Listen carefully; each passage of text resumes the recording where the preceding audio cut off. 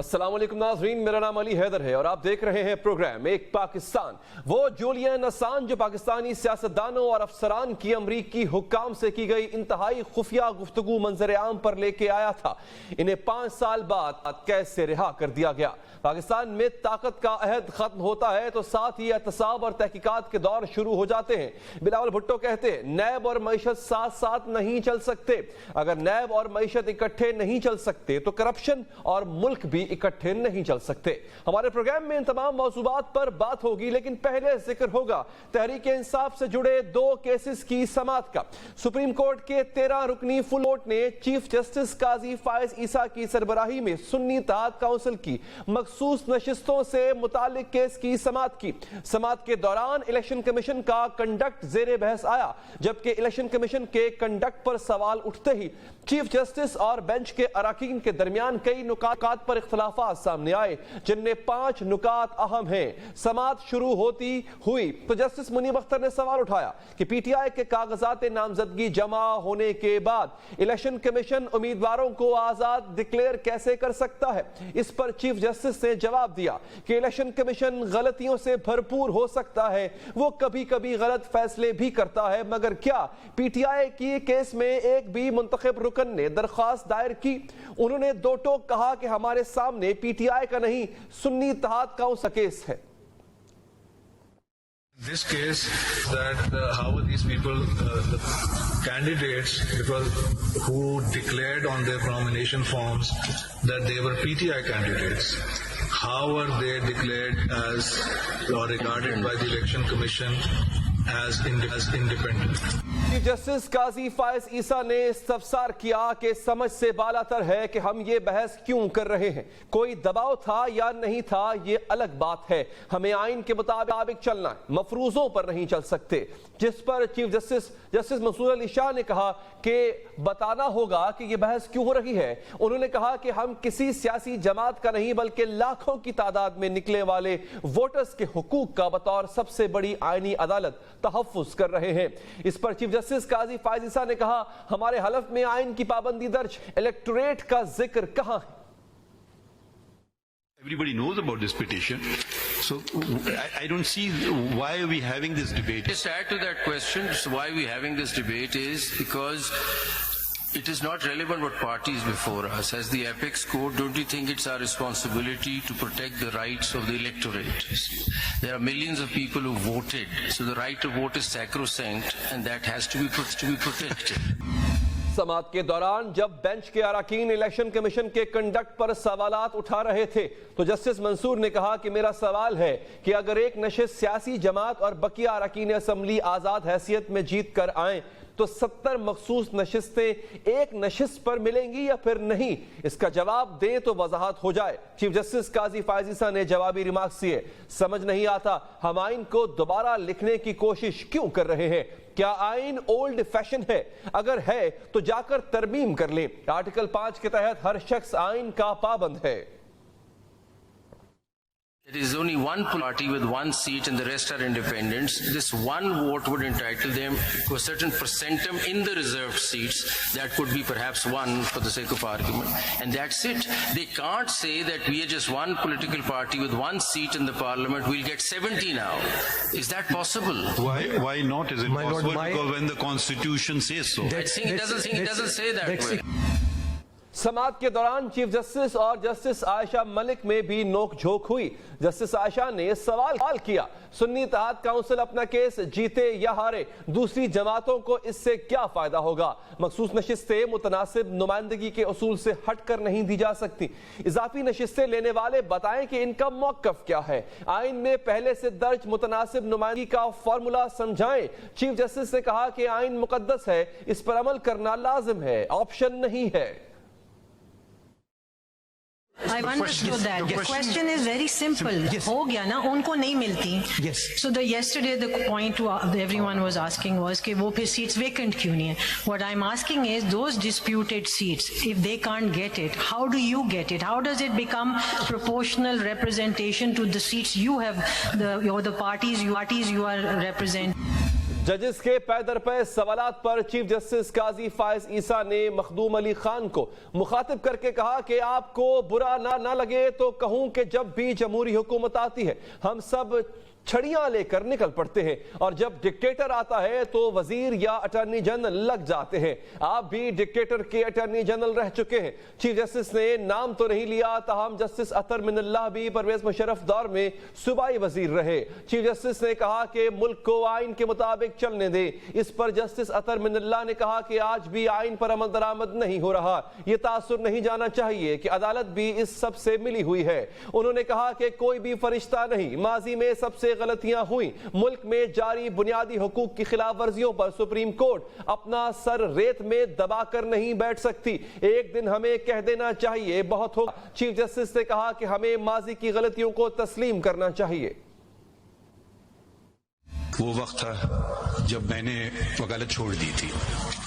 پتہ نہیں کتنے سال جب تک وہ ججز ریسٹور نہیں ہوئے.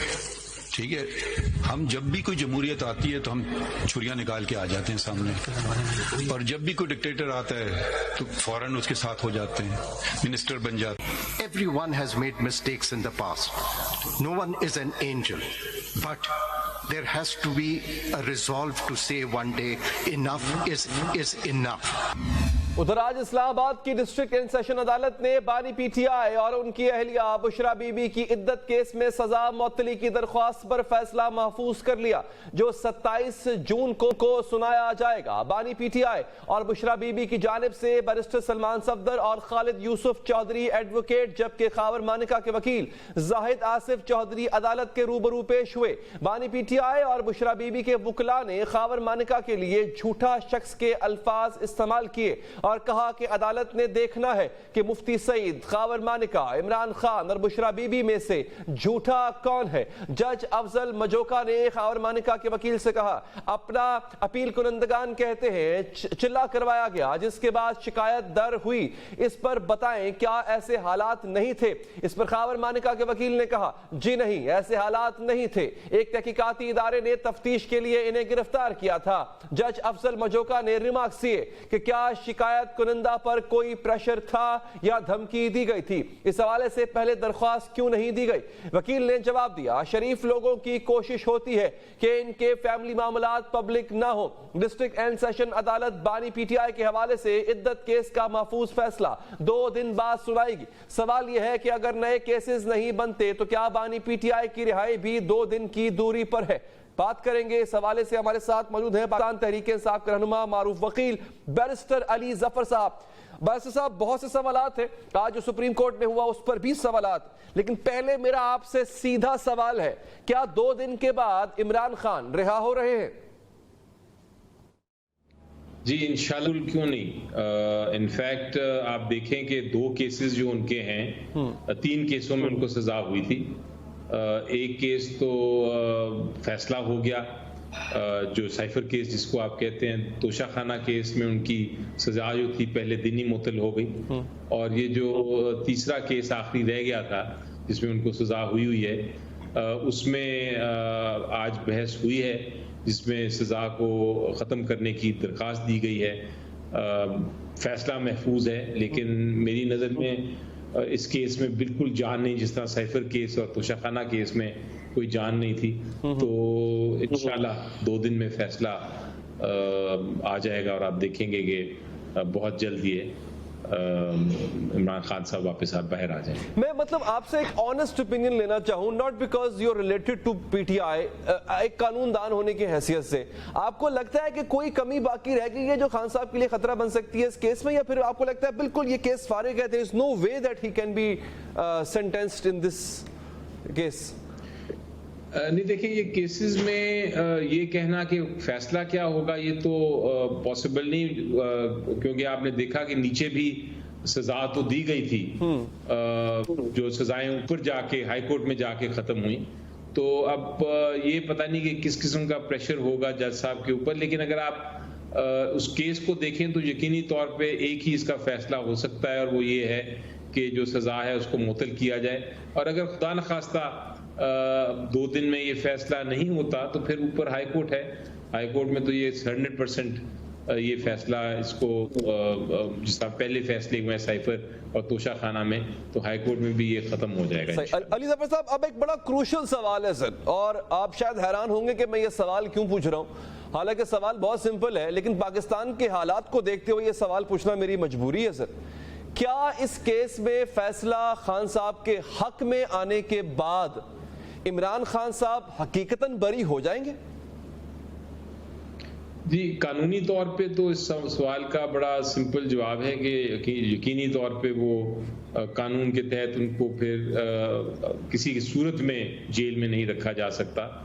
لیکن ہم نے دیکھا کہ حکومت وقت جو ہے وہ مختلف ایسی غیر قانونی حربے استعمال کرتی ہے، جس کی وجہ سے وہ بار بار ہم نے دیکھا کہ عدالت میں جانا پڑتا ہے. تو ہو سکتا ہے وہ کوشش کریں، ہر ممکن کوشش کریں کہ ان کو کسی طرح جیل میں رکھا جائے. تو اس وقت دیکھیں گے ہم کہ کیا وہ کوشش کرتے ہیں یا کیا ان کی کاوش ہے، جو انشاءاللہ ناکام ہم اس کو ناکام کریں گے، کیونکہ ہم عدالتوں میں جانے کی تیار ہے، ہماری اسٹریٹجیز بالکل کلیئر ہیں. لیکن سب سے پہلی اہم بات یہ ہے کہ ہم جو قانونی جو فیصلے ہیں ان کو ختم کرائیں، جس میں سے ایک رہ گیا ہے. پھر ہم یہ جو غیر قانونی حرکت ہے اس کو بھی ہم نبٹ لیں گے انشاءاللہ. آپ نے بیان سنا ہوگا بیرسٹر صاحب، حکومتی وزیر کا ایک بیان تھا کہ 5 سال اگر خان صاحب کو اندر رکھا جائے تو ملک کے حالات ٹھیک ہو سکتے ہیں، یعنی حکومت کی ایسی سوچ ہے. اور رانا ثناء اللہ صاحب نے کہا کہ عمران خان صاحب جتنا اندر رہیں گے ان کے لیے اتنا بہتر ہے. یہ کس طرح بہتر ہو سکتا ہے؟ کیا وہ مقبولیت کے حوالے سے پن پوائنٹ کر رہے تھے کہ جتنا اندر رہیں گے اتنی مقبولیت اوپر جائے گی ان کی؟ جی دیکھیں، ثناء اللہ صاحب کا تو جواب بڑا سمپل یہی ہے کہ وہ شاید واقعی ان کی مقبولیت کی بات کر رہے ہوں، کیونکہ حقیقت یہی ہے کہ وہ جب سے انہوں نے یہ سٹینڈ لیا ہے اور اس میں جتنی مشکلات ان کے اوپر ڈالی گئی ہیں، جتنی مشکلات ڈالی جاتی ہیں اتنی ان کی پاپولیرٹی بڑھتی ہے. اور اب تو وہ میرا خیال ہے اس سے زیادہ پاپولیرٹی بڑھنے کا امکان بھی کوئی نظر نہیں آتا، کیونکہ 100% پاپولیرٹی ہے اور 100% سے اوپر پاپولیرٹی ہو ہی نہیں سکتی. لیکن جہاں تک تعلق ہے اس بیان کا جو منسٹر صاحب نے دیا کہ 5 سال تک ہم ان کو اندر رکھیں گے، میرا خیال ہے کہ حکومت کو یہ، چونکہ وہ حکومت کے ریپرزینٹیٹیو ہیں، کابینہ کا حصہ ہیں، تو ان کو یہ بیان بالکل نہیں مناسب. اس سے تاثر وہی ملتا ہے اور ہم جو کہہ رہے ہیں وہ ایک طرح سے ثابت ہو جاتا ہے، اور وہ یہ ہے کہ سارا سیاسی انتقام کے ذریعے یہ کاروائی ہوتی ہے اور حکومت ڈری ہوئی ہے، اور حکومت ہر کوشش کرے گی، غیر قانونی حرکت کرے گی کہ اس کو اندر رکھے. بیرسٹر صاحب ہم آگے بڑھتے ہیں سر، آتے ہیں یہ مخصوص نشستوں کے کیس کے حوالے سے. سپریم کورٹ میں آج کافی گرما گرمی بھی ہوئی، بلکہ پچھلے 2-3 دن سے کچھ ایسی صورتحال چل رہی ہے، جو ہے وہ سلمان اکرم راجہ صاحب کے ساتھ بھی کچھ ایسے جملوں کا تبادلہ ہوا، پہلے کل کی بات ہے. سر ہم یہ دیکھتے ہیں کہ بات ہے، کیس ہے سنی اتحاد کونسل کو مخصوص نشستیں نہ الاٹ کیے جانے کا یا الاٹ کیے جانے کا. بار بار ذکر چھڑ جاتا ہے کہ تحریک انصاف سے انتخابی نشان لے لیا گیا. سر وہ تو لے لیا گیا، صحیح لیا غلط لیا ایک علیحدہ بحث ہے، بٹ عدالت میں اس وقت کیس یہ نہیں ہے کہ ان سے نشان لے لیا گیا، بات تو ہے سنی اتحاد کونسل کی مخصوص نشستوں کی. تو آپ کو نہیں لگتا کہ ڈیویٹ ہو جاتے ہیں عدالت میں، بات کہیں اور نکل جاتی ہے؟ کیا آپ یہ پروو کر پائیں گے کہ ایک ایسی جماعت جس نے لسٹیں جمع نہیں کروائی وہ حق رکھتی ہے کہ اس کو مخصوص نشستیں ملیں؟ اور دوسرا یہ، اس معاملے پہ آپ بقول وکیل بھی اپنی رائے دیجیے گا، ججز میں بھی اختلاف نظر آتا ہے when it comes to this particular question. جی دیکھیں، آپ نے بڑا درست طریقے سے اس کو سم اپ کیا کہ جو ایشو، جو مین کیس ہے، جو مقدمہ ہے عدالت عظمیٰ کے سامنے، وہ تو اسٹریٹ فارورڈ یہ ہے کہ کیا ریزرو سیٹس سنی اتحاد کو ملنی چاہیے، یا دوسرا سوال ہے کہ اگر سنی اتحاد کو نہیں ملنی چاہیے تو کیا یہ دوسری جماعتیں جو پیپلز پارٹی اور PMLN ہے اور باقی جماعتیں ان کو ملنی چاہیے، یا تیسرا سوال یہ ہے کہ یہ سیٹیں کسی کو نہیں ملنی چاہیے. یہ تینوں سوال ہیں، یہی ایشو ہے جس پہ پوری قانونی بحث ہو رہی ہے. باقی جو سوالات ہیں یا باقی جو آبزرویشنز ہیں وہ یقینی طور پہ اس کیس سے ان کا ڈائریکٹ تعلق نہیں ہے، لیکن انڈائریکٹ تعلق آپ کہہ سکتے ہیں. وہ انڈائریکٹ تعلق اس طرح کے سمبل کیس جس کی ہم بات کرتے ہیں، جس میں انتخابی نشان لے لیا گیا تھا پی ٹی آئی سے. یہ سارا جو معاملہ ہوا ہے اس کی جڑ جس کو آپ اوریجنل سن کہتے ہیں, وہ اوریجنل سن یہی ہے جو سمبل کا کیس تھا, اس لیے اس کی بار بار ذکر ہوتا ہے. لیکن یقینی طور پہ جو مین ایشو ہے اس کو آپ نے بڑی خوبصورتی سے سم اپ کیا, وہ یہی ریزرو سیٹس کا ایشو ہے اس کے ووٹ میں. اور اب آپ کا سوال یہ ہے, دوسرا سوال, کہ میری رائے میں ایک جماعت جو ہے جس نے الیکشن میں حصہ نہ لیا ہو, جس نے لسٹ نہ دی ہو, کیا اس کو حق ہے کہ وہ ریزرو سیٹس لے سکے؟ جواب میرا بڑا سمپل ہے کہ نارملی تو ایسا نہیں ہوتا. نارملی تو جو انڈیپینڈنٹس ہیں وہ اتنے زیادہ ہوتے بھی نہیں ہیں. انڈیپینڈنٹ جو ہیں وہ 1 2 4 10 ہوتے ہیں میکسیمم, اور وہ کوئی نہ کوئی سیاسی جماعت کو جوائن کرتے ہیں جو کہ آلریڈی ایگزسٹنگ ہے. لیکن اس سچویشن میں جہاں یہ پی ٹی آئی کے اتنے سارے, یعنی میجورٹی جو پارٹی تھی وہ انڈیپینڈنٹس کی الیکٹ ہوئی تھی, اگر اس سچویشن میں انہوں نے ایک پولیٹیکل پارٹی کو جوائن کیا ہے جس نے جو ایگزسٹ نہیں کرتی تھی, تو پھر اس پولیٹیکل پارٹی کے پاس ایک موقع ہے کہ وہ ایک بار جب جوائن کر لیا ہے اور وہ ایک پارلیمنٹری جماعت بن گئی ہے, تو پھر اس کے پاس یہ موقع ہے قانون کے تحت کہ دوبارہ لسٹ دے دے, اور اس لسٹ کے تحت وہ یہ واقعی قانون کے تحت یہ موقع ہے سر. تو پھر یہ اگر موقع ہے تو پھر عدالت میں جانے کی ضرورت کیوں پیش آ رہی ہے سر؟ جی کیونکہ یہ وہ لسٹ دی گئی اور الیکشن کمیشن آف پاکستان نے وہ لسٹ نہیں مانی, اس لیے یہ عدالت میں جانا پڑا. کیونکہ جب وہ جو جتنے انڈیپینڈنٹ لوگ تھے جو کہ ایکچولی پی ٹی آئی کے کینڈیڈیٹس تھے, انہوں نے جب سنی اتحاد کو جوائن کیا تو پھر سنی اتحاد نے ایک لسٹ جمع کرائی کہ یہ ریزرو سیٹس ہمیں دے دیں. لیکن الیکشن کمیشن آف پاکستان نے کہا کہ نہیں, یہ لسٹ ہم نہیں مانتے, آپ کو یہ لسٹ الیکشن سے پہلے دینی چاہیے تھی, اور چونکہ آپ نے الیکشن کے بعد دی ہے اس لیے ہم آپ کو اس ٹیکنیکلٹی پہ آپ کی جو سیٹیں ہیں وہ ہم دوسری پارٹیز کو دے دیتے ہیں. تو یہ ایک ٹیکنیکل پوائنٹ یہ سپریم کورٹ تک آیا ہے. اس کو پہلے ہم پشاور ہائی کورٹ لے کے گئے, پشاور ہائی کورٹ نے یہ بات نہیں مانی, انہوں نے کہا کہ آپ کو یہ لسٹ پہلے ہی دینی چاہیے تھی.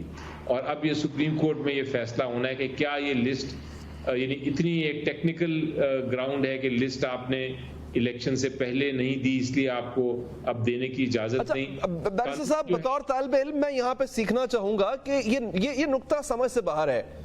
ایک چیز قانون میں ہے, الیکشن کمیشن نہیں مان رہا, پشاور ہائی کورٹ نہیں مان رہا, سپریم کورٹ نے بھی آپ کو وہ نقطہ منوانے کے لیے بحث کرنا پڑ رہی ہے. اگر قانون کی کسی شق میں, آئین کی کسی شق میں, یا الیکشن کمیشن کے قوانین کسی شق میں وہ چیز موجود ہے کہ جناب دوبارہ لسٹیں دی جا سکتی ہیں, تو پھر یہ اس پہ بحث ہی کیوں؟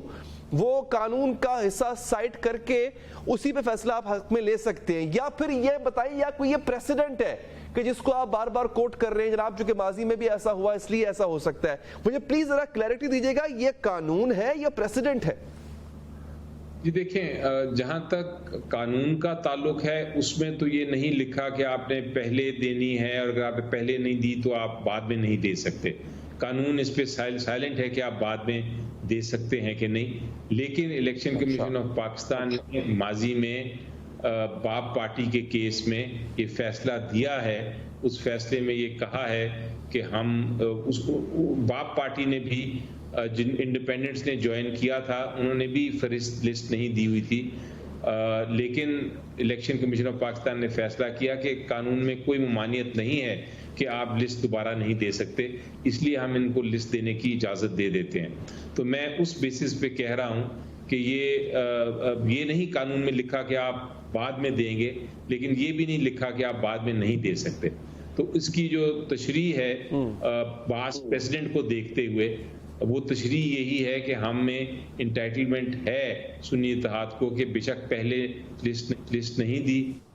چلیں, یعنی یہ ایک معاملہ ہے جو اگین ختم یہیں پہ ہوگا. اگر تو آپ کا حق, یعنی آپ کا نہیں, سنی اتحاد کونسل کا حق تھا لسٹوں کا تو مل جائے گا, نہیں تو نہیں ملے گا. اچھا, ہم نے یہاں پہ ایک وقفہ لینا ہے ناظرین, اور وقفے کے بعد ایک بڑی عجیب و غریب بات, اس کا میں نے آغاز میں ذکر کیا تھا, نیب اور کرپشن ایک ساتھ, نیب اور معیشت ایک ساتھ نہیں چل سکتی. یہ کون کہہ رہا ہے؟ پاکستان کی ایک بہت بڑی پارٹی کا چیئرمین کہہ رہا ہے, جو کہ اس وقت حکومت میں بھی ہے. تو کیا اگر ایسا نہیں ہو سکتا تو کرپشن اور معیشت ساتھ چل سکتے ہیں؟ کیونکہ جب سے میں نے ہوش سنبھالا ہے ملک میں کرپشن بھی چل رہی ہے اور معیشت کو چلانے کی بھی ناکام کوشش کی جا رہی ہے. بات کریں گے، ہمارے ساتھ ہوں گے میاں جاوید لطیف صاحب اس وقفے کے بعد.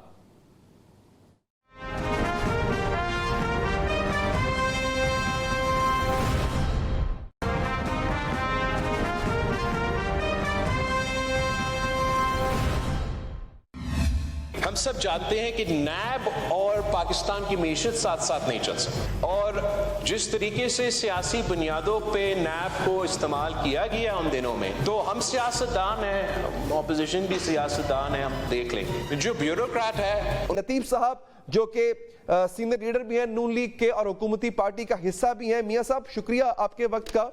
میاں صاحب یہ بتائیے گا، یہ کب سے فیصلہ ہو گیا کہ اب کرپشن کھل کے کی جائے اور وہ ادارے جو کرپشن روکنے کے لیے بنائے گئے تھے یہ کہہ دیا جائے کہ ملک کی معیشت میں یہ رکاوٹ بن رہے ہیں؟ سر کیا اس لیے عوام ووٹ دیتی ہے نمائندگان کو کہ وہ اسمبلی میں جا کے اس طرح کے عجیب و غریب قانون بنائیں؟ نہیں علی حیدر، شکریہ آپ کا. اگر جو آپ بات کہہ رہے ہیں بات اس طرح ہے نہیں. حقیقت یہ ہے کہ پاکستان ہو یا دوسری ریاستیں ہوں، احتساب کے بے شمار ادارے ہوتے ہیں ہر ریاست کے، مگر آپ کسی کو مرکز بنا دیں اور باقی تمام اداروں کو ٹھپ کر دیں اور ایک کوئی اتنا با اختیار کر دیں تو اس سے مسائل بڑھتے ہیں. یہ ایک حقیقت ہے. اور نیب کی وجہ سے سویلین ہوں یا سرکاری لوگ ہوں اداروں میں بیٹھے کام کرنا چھوڑ گئے تھے. ایک دہشت زدہ ماحول بنا دیا گیا تھا، اور جس طرح نیب کو بنا کے نیب کا اصل جو مقام تھا وہ تو ہوا ہی نہیں، بلکہ نیب سے تو ایک ہتھیار کے طور پہ اس کو استعمال کیا جاتا تھا جماعتوں کو توڑنے اور جماعتوں کو بنانے کے لیے، پھر مخالفین کو انتقام کا نشانہ بنانے کے لیے. جب ہم اس میں رگڑا کھا رہے تھے تو یقیناً اس وقت کی تمام اپوزیشن، آج کی ایک جماعت کے علاوہ تمام جماعتوں نے، ایک جماعت اس کا ذکر کر رہا ہوں جو رگڑا دے رہی تھی اس ہتھیار کے ذریعے، اس کے علاوہ تمام پولیٹیکل فورسز. میں مان گئی آپ کی بات. آپ نے بات ٹھیک کی ہے. یہ بیسکلی نا ادارہ نہیں تھا، یہ تھا ایک رگڑے کا ٹول، اس میں کوئی شک نہیں. یہ بات آپ کی ٹھیک ہے، چاہے آپ کی باری ہو چاہے خان کی باری ہو. سوال یہ ہے کہ سر کوئی ایک کوشش بتا دیں کہ جو اس ادارے کو ٹھیک کرنے کی وجہ سے آپ نے کی ہو، آپ کی حکومت جب سے آئی ہے. سر دیکھیں ہوتا یہ ہے علی حیدر کہ جب آپ 14 دن کا ریمانڈ کرتے ہیں، جب آپ اس میں سے سکم جو تھے جن کی وجہ سے رگڑا ملتا ہے، خواہش پہ میرٹ پہ نہیں ہوتا بلکہ اختیار زیادہ ہونے کی وجہ سے وہ رگڑا ملتا ہے، تو کہا جاتا ہے کہ جناب دیکھیں اپنے آپ کو بچانے کے لیے یہ کر رہے ہیں. ٹھیک ہے، کسی طور پر علی حیدر کو کوئی فائدہ پہنچ سکتا ہوگا جب یہ قانون سازی کر رہے ہوں گے، یا ان کے مخالفین کو زیادہ تھریٹ مل رہا ہوگا، مگر یار قانون تو قانون ہے. اور وہ بات آپ کریں کہ یہ آپ قانون میں شک جو ہے یہ غلط ڈال رہے ہیں، اس سے ناانصافی ہوئے گی، وہ آپ بات نہیں کرتے. آپ پورے سسٹم کو، پورے آپ اس قانون کو آپ کہہ دیتے ہیں کہ جناب میں تو نہیں مانتا. اور جب بھائی آپ اس سے فائدہ اٹھا رہے تھے، کیا ہم نے ترامیم نہیں کی اس میں؟ جب 16 ماہ کی حکومت تھی اور کہا گیا کہ وہ ترامیم اپنے لیے کی گئی، اور آج جب وہ ترامیم واپس ہونے کی بات ہوئی ہے تو پھر کہہ رہے ہیں کہ جناب مخالفین کو رگڑا دینے کے لیے وہ ترامیم واپس لی جا رہی ہیں. تو کسی ایک جگہ رکنا چاہیے. اور آپ کوئی قانون بنائیں گے نا جی، اسی نقطے پہ میاں صاحب میں آپ کو روکوں گا. آپ کی بات بالکل ٹھیک ہے، یہ آپ نے 100% صحیح بات کی. کسی جگہ رکنا چاہیے اور ہر غلط چیز جو اس ملک میں ہو رہی ہے سر رکنا چاہیے. ٹھیک ہے آپ نیب ختم کر دیں، لیکن میاں صاحب یہ بھی تو نہیں ہو سکتا نا کہ اس ملک کے اندر کرپشن کی جسے کہتے ہیں نا کہ ہائٹ کر دی گئی. اس ملک میں 85 ارب روپے کا گندم بحران جو ہے وہ پیدا کر کے اس میں 85 ارب کی کک بیک لے لی جائے اور کوئی پوچھے نا. یہ بھی تو اسی ملک میں ہوا نا سر. کیا یہ اور معیشت ساتھ ساتھ چل سکتے ہیں؟ یار مجھے یہ بتائیں علی حیدر، جب ایک عدلیہ کا ادارہ ہے نا، اور جب آپ اسپیشل کورٹ بناتے ہیں کہ جناب کیسز بہت زیادہ ہیں اور لوگوں کو انصاف نہیں مل رہا، یا دہشت گردوں کے لیے یا ایسے لوگوں کے لیے ایک الگ کوڈ بناتے ہیں، تو پھر اس ادارے سے بھی آواز آتی ہے کہ جناب اسپیشل کوڈ بنانے کی ضرورت کیا تھی یا ہمیں اعتماد میں نہیں لیے. میں ایک مثال دے رہا ہوں. عدلیہ رکاوٹ آپ کہہ رہے ہیں؟ اداروں کے اندر میں جو بات کہہ رہا ہوں نا، میں یہ آپ کو بات کہنے کی جسارت کر رہا ہوں کہ ایک احتساب کے ادارے جس کی آپ نیب کی بات کر رہے ہیں، اس کے ہوتے ہوئے آپ اینٹی کرپشن دیکھیں، آپ ایف آئی اے دیکھیں، آپ دیگر ادارے دیکھیں، کیا وہ پاکستان کے ادارے نہیں ہیں؟ کیا وہ احتساب کے ادارے نہیں ہیں؟ کیا دیگر اداروں کے اندر انویسٹیگیٹ نہیں ہوتی؟ کیا اداروں کے اندر خود احتسابی کا ایک طریقہ کار موجود نہیں ہے؟ آپ ان کو فعال کیوں نہیں کرتے؟ آپ ایک ادارے کے ان کو فعال کرنے کی بجائے یا اس سے سکم دور کر کے اس کو ایکٹیو کرنے کے بجائے آپ اس پہ ایک اور ادارہ بنا دیتے ہیں. آپ پاکستان کے جو وسائل ہیں نئے سے نئے ادارے بنانے پہ خرچ کرتے ہیں، مگر پچھلے جو ادارے بنائے یا تو ان کو بھی ختم کر دیں. پھر آپ یہ کہہ دیں کہ اینٹی کرپشن کی کوئی ضرورت نہیں ہے، ایف آئی اے کی کوئی ضرورت نہیں ہے، دیگر اداروں کی کوئی ضرورت نہیں ہے، خالی نیب بھی کافی ہے، پھر بھی ٹھیک ہے. آپ 50 ادارے آپ احتساب کے بنا کے بیٹھے ہوئے ہیں، اور پھر آپ بات کر رہے ہیں گندم سکینڈل کی، پھر آپ بات کریں گے چینی سکینڈل کی، پھر آپ بات کریں گے منی لانڈرنگ کی، پھر آپ بات کریں گے جو ہر ادارے کے اندر کرپشن ہو رہی ہے. تو پھر آپ مجھے یہ بتائیں کہاں سے شروع کریں گے آپ؟ سر آپ شروع کریں نا، جن کی 11 ارب ڈالر کی جائیدادیں نکلی ہیں دبئی لیکس میں، سر اس میں جج بھی ہیں، جرنیل بھی ہیں، سیاستدان بھی، وہ تو خیر ہر دفعہ ہی ہوتے ہیں، لیکن اس دفعہ ان کو بھی پکڑیں سر. پھر یہ حکومت کے پاس اختیار بھی ہے، ادارے بھی ہیں، ان کو ٹھیک بھی انہوں نے کرنا ہے. سر علی رک جائیں، پھر مجھے یہ بتائیں، یہ دبئی لیکس کا تو آپ کل کا ذکر کر رہے ہیں. ہاں جی. مجھے پھر آپ وہ جو 450 لوگوں کا نام آیا تھا پاناما میں، ایک بندہ جس کا پورے افسانے میں ذکر نہیں تھا، اس کو آپ نے بلی چڑھانا تھا اور اس کو آپ نے سزا دے لی. بھلے اس میں کچھ نکلا نا، بیٹے سے تنخواہ نہ لینے پہ نواز شریف کو آپ نے سزا دے دی، کیونکہ ٹارگٹ آپ کا وہ تھا. بھائی آپ مجھے یہ بتائیں 450، پھر علی مجھے یہ بتا دو یار کہ 450 لوگوں کا نام جو تھا، بھلے میرے سے شروع آپ نے کرنا تھا، اینڈ تو کسی اور جگہ کریں. ایک بندے کی آپ نے انویسٹیگیشن نہیں کی، ایک بندے کا آپ نے کیس ٹرائل نہیں کیا، بات ختم ہوگی کیونکہ ٹارگٹ کوئی اور تھا. سر اگین اب دیکھیں نا، میں اس وقت کسی اپوزیشن کے بندے سے بات کر رہا ہوتا اس کی شکایت جائز تھی. میں بات کر رہا ہوں اس پارٹی کے بندے سے جس کی حکومت ہے. جب سے حکومت آئی ہے سر، آپ ذرا ٹانگیں خواہ باقی 400 بندہ کیسے سیدھے نہیں ہوتے، باقی 24 کروڑ سیدھے ہو جائیں گے. سر آج آپ ان 400 بندوں کو لٹکائیں جن کے نام تھے، کریں ٹرائل ان کا، کریں ان کا جن کا دبئی لیکس میں نام آیا، آپ ان کو لٹکائیں. ذرا لٹکانے سے مراد ہے ان کا احتساب کریں.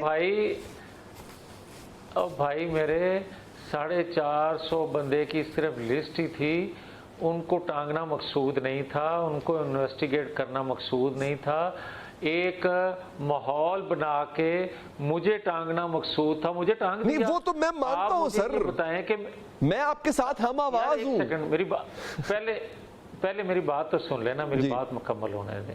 میں آپ کو کہتا ہوں کہ میں اس وقت بھی بے اختیار تھا، پرائم منسٹر ہوتے ہوئے میں اپنے آپ کو نہیں بچا سکا، اور میں جو گناہ گار تھے ان کا احتساب کیسے کر سکتا تھا؟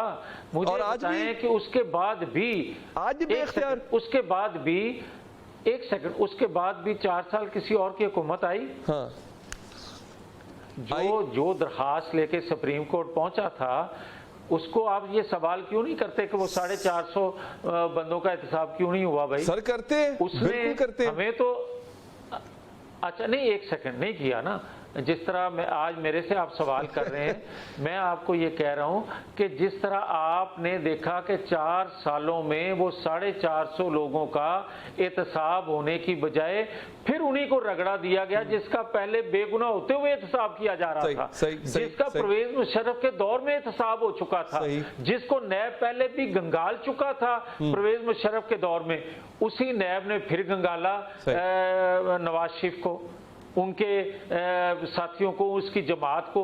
تو آج میں، اگر آپ مجھے با اختیار سمجھتے ہیں، آج مجھے آپ حکومت میں سمجھتے ہیں، तुम्हें 18 माह भी जिस तरह की हुकूमत में था, जिस तरह 2/3 अक्सरियत रखने के बावजूद कितना बाइख्तियार था, उतना ही आज सादा अक्सरियत ना रखने के बावजूद बाइख्तियार होगा। मियां साहब आपने तो दिल की बात कह दी, अपने दिल की बात कह दी। मियां साहब फिर छोड़े परे इस, अगर ये इतनी ही बेख्तियार किस्म की हुकूमत है, वो भी कभी किसी की मिन्नत तरले करके बनी है हुकूमत, तो सर फिर वो तारे लाउती उस रिस्क से मौत अच्छी। ये मियां साहब, मुझे याद है हम 90s में तब पढ़ा करते थे, बड़े मियां साहब की तस्वीर लगती थी अखबार में और फिर साथ में शेर लिखा होता था। ये मियां साहब ने शेर जो है वो इंट्रोड्यूस करवाया पाकिस्तानी कौम को, तो सर फिर छोड़े उस रिस्क से मौत अच्छी। नहीं अली, एक तो आपको ये बता दूं, जो आपने कहा है ना कि तरले मार के हुकूमत, हमारे तरले मारे गए, हमने किसी के तरले नहीं मारे हुकूमत बनाने के लिए, आप क्लियर समझिए। अच्छा। और क्लियर कर लें। अच्छा। दूसरा, आप, हमें तो इंप्रेशन था कि जबरदस्ती आपसे करवाएगी ये हुकूमत। यस, बिल्कुल, मैं ये बात जिम्मेदारी से कह रहा हूँ। और दूसरा बात जो आप कह रहे हैं, दूसरी आपने क्या बात कही है, सवाल किया मैंने सवाल था तारे लाउती उस रिस्क से मौत अच्छी, छोड़े परे सर फिर आप जो बात करते हैं ना कि छोड़ दें। हाँ, यही बात जब हमने 2/3 अक्सरियत रखने वाली हुकूमत बनाई थी 2013 में, जिसमें जुडिशल कमीशन भी हमने 2013 के इलेक्शन के हवाले से बनाया था, उसकी रिपोर्ट भी आई थी। इसके बावजूद लोग कहते थे कि डॉन लीग्स आ गई है, बाकी आपको इख्तियार नहीं है। अच्छा, अब अगेन, हाँ, तब अगर इख्तियार नहीं था तो आज भी इख्तियार नहीं है सर, तो फिर अगर हुकूमत में इख्तियार ही ना हो तो फिर उस वो हुकूमत की क्यों जाती है, मुझे समझ नहीं आती। खैर, यहाँ पर मुझे एक वक्फा लेना नाज़रीन। साबिर मिट्ठू साहब एक किरदार है, आपने गुज़िश्ता दौर में उनका नाम बहुत सुना होगा। एक मुख्तसर तारुफ में आपसे करवा देता हूं उनका। ये जनरल रिटायर्ड कमर जावेद बाजवा के समधी हैं। इनके हवाले से क्या खबर है, कल अदालत में कोई पेशी भी है इनकी। हमारी कोशिश आज भी रही कि आज वो हमारे प्रोग्राम में आ जाएं, अपना मौक़िफ़ दें, पूरा मामला क्या है, थोड़ा सा तजस्सुस बरकरार रखिए। इस वक्फे के बाद आपको बताऊंगा।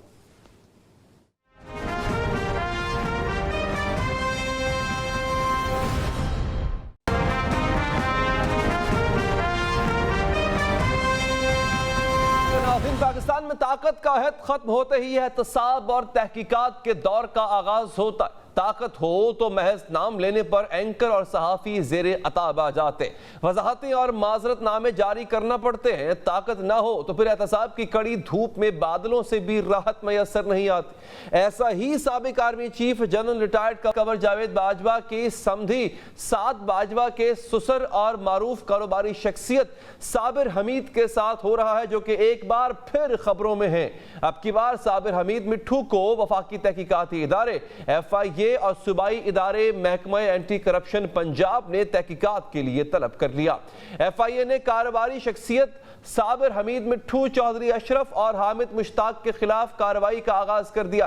तीनों कारोबारी शख्सियात के खिलाफ गैर कानूनी असासे बनाने पर तहकीकात शुरू की गई हैं। FIA ने चौधरी अशरफ और साबिर मिट्ठू को 27 जून को तलब किया है और हामिद मुश्ताक को 28 जून को तलब किया है, जबकि एंटी करप्शन ने तीनों शख्सियात को 26 जून को तलब किया। एंटी करप्शन और FIA ने तीनों को अपने साथ ज़राए आमदनी और असासों की रिपोर्ट साथ लाने की हिदायत की है। FIA के नोटिस में कहा गया कि दौरान तहकीकात साबिर मिट्ठू मुख्तलिफ सरकारी महकमों की जमीनों की गैर कानूनी खरीदो फरोख्त में मुलव्विस पाए गए हैं। इस खरीदो फरोख्त के जरिए आपने मनी लॉन्ड्रिंग और इस रकम से कीमती असासे भी बनाए। कबल अज़ीं अक्टूबर 2023 में FIA की जानिब से साबिर मिट्ठू के खिलाफ इंक्वायरी का आगाज किया गया। FIA के नोटिस के मतन में कहा गया है कि साबिर मिट्ठू के 19 बैंक अकाउंट्स हैं, जिनमें से 14 अकाउंट्स पाकिस्तानी और 5 गैर मुल्की बैंकों में हैं। इन अकाउंट्स के जरिए 5 अरब 34 करोड़ रुपए की ट्रांजैक्शन की गई। FIA ने साबिर मिट्ठू से 2016 से 2023 की ट्रांजैक्शंस की तफसीलात भी तलब की थी। नोटिस के मतन के मुताबिक इन हिदायत पर अमल न करने की सूरत में सख्त कार्रवाई अमल में लाई जा सकती है। साबिर मिट्ठू तो FIA में पेश न हुए, लेकिन हैरान कुन तौर पर इदारे ने इनके खिलाफ इंक्वायरी बंद कर दी। साथ ही कहा गया कि यह नोटिस गलत फहमी की बुनियाद पर जारी किया गया। ناظرین، ایک طرفہ تماشا یہ ہے کہ ایف آئی اے نے صابر حمید مٹھو کو کلیئرنس سرٹیفکیٹ بھی جاری کیا۔ اب ایف آئی اے نے اسی انکوائری کو دوبارہ اوپن کر کے تحقیقات کا آغاز تو کر دیا ہے۔ یہ پہلا موقع نہیں ہے کہ صابر حمید مٹھو کے اثاثوں میں اچانک اضافے پر سوالات ہو رہے ہوں، بلکہ قبل ازیں بھی ان کے اثاثے خبروں کی زینت بنتے رہے۔ نومبر 2022 میں news website Fact Focus نے ایک خبر شائع کی جس میں دعویٰ کیا گیا کہ فیکٹ فوکس کی رپورٹ کے مطابق صابر مٹھو کے صاحبزادی آرمی چیف کے بیٹے کے ساتھ رشتہ ازدواج میں منسلک ہونے سے 2 دن قبل اربوں پتی ہو جاتی ہیں، جبکہ اس کی باقی 3 بہنوں کی مالی حالت میں کوئی خاص فرق نہیں پڑتا۔ اسلام آباد، گجرانوالہ اور لاہور میں مہنور صابر کے نام اربوں روپے کی جائیداد منتقل ہو جاتی ہے، لیکن یہ جائیداد پچھلی تاریخوں میں ان کے نام منتقل کی گئی۔ خبر کے مطابق سال 2014 میں صابر حمید کے ظاہر کردہ اثاثوں میں لاہور کے مختلف علاقوں میں 18 جائیدادیں، 16 ملین روپے کا کاروباری سرمایہ، 1 مرسیڈیز بینز اور 152 ملین روپے نقد شامل تھے۔ سال 2015 میں ان کی جائیدادیں وہیں رہیں، ان کا کاروباری سرمایہ بڑھ کر 22 ملین روپے تک پہنچ گیا۔ سال 2018 میں صابر حمید کی بیٹی نے جنرل باجوہ کے بڑے بیٹے سے شادی کی اور اسی سال انہوں نے بیرون ملک جائیدادیں منتقل کرنا شروع کر دی۔ صابر حمید نے اپنے نام پر 21 جائیدادیں ڈکلیئر کی، جس میں 31 ملین روپے کا کاروباری سرمایہ، 78 ملین روپے نقد، 1886 ملین روپے کی سرمایہ کاری اور شیئرز شامل ہیں۔ سال 2019 میں صابر حمید کے نام پر 20 جائیدادیں تھیں، جن میں 129 ملین روپے کا کاروباری سرمایہ، 774 ملین روپے کی سرمایہ کاری، 273.2 ملین روپے کیش اور 210 ملین روپے کے شیئرز شامل تھے۔ اسی طرح ہر سال صابر حمید کے اندرون اور بیرون ملک اثاثوں اور سرمایہ کاری میں اضافہ ہوتا رہا۔ ایف آئی اے اب اور اینٹی کرپشن کی تحقیقات دوبارہ سے شروع ہو رہی ہیں۔ سوال یہ ہے کہ 2023 میں صابر مٹھو کو نوٹس غلط فہمی کی بنیاد پر جاری ہوا یا انکوائری کسی دباؤ کے تحت بند کی گئی؟ اگر گزشتہ برس ایف آئی اے کو غلط فہمی ہوئی تھی تو اب ایف آئی اے اور اینٹی کرپشن کے ہاتھ کیا ثبوت ہیں جن کی بنیاد پر نوٹس جاری ہوئے ہیں؟ سوال یہ بھی ہے کہ کیا صابر حمید اتنے طاقتور ہیں کہ وہ اپنے خلاف ہونے والی انکوائری بند کروا سکتے ہیں؟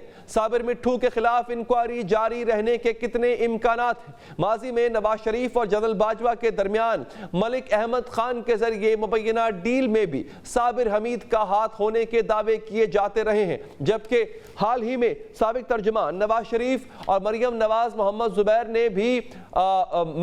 نے بھی نواز شریف اور جنرل باجوہ کے درمیان ملاقاتوں کا دعویٰ کیا تھا۔ ہم نے اس موقع پہ بار بار کوشش کی کہ صابر مٹھو صاحب سے رابطہ کرنے کی کوشش کی تاکہ وہ پروگرام میں آ کے اس حوالے سے اپنا موقف دے سکیں، لیکن انہوں نے کوئی رابطہ قائم ان سے نہیں ہو سکا۔ اس کے ساتھ ہی ناظرین، پروگرام سے اب تک کے لیے اتنا ہی۔ مجھے دیجیے اجازت، اللہ نگہبان۔